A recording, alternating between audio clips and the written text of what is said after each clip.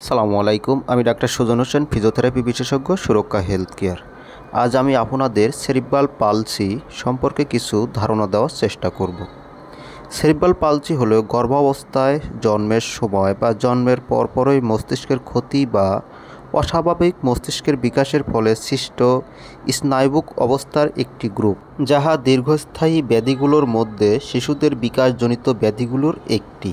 শিশুদের এই বিকাশজনিত ব্যাধির কারণে একটি শিশু নির্দিষ্ট সময়ে বসে না, হামাগুড়ি দেয় না বা ঘাড় ধরে রাখতে পারে না। এছাড়াও দৃষ্টিশক্তি, শ্রবণ শক্তি এবং কথাবার্তায় সমস্যা হতে পারে। অন্যান্য উপসর্গের মধ্যে খিঁচুনি এবং চিন্তাভাবনা বা যুক্তিতে সমস্যা হতে পারে। প্রশ্ন থেকে যায়, সেরিব্রাল পালসি থেকে কি কেউ সুস্থ হয়েছে?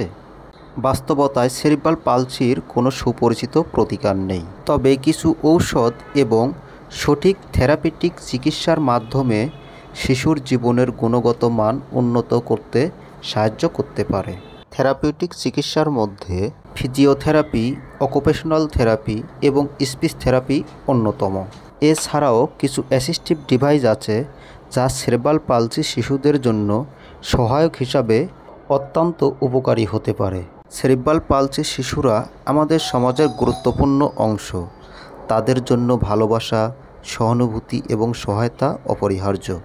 সঠিক চিকিৎসা নিন, সুস্থ থাকুন। সবাইকে ধন্যবাদ।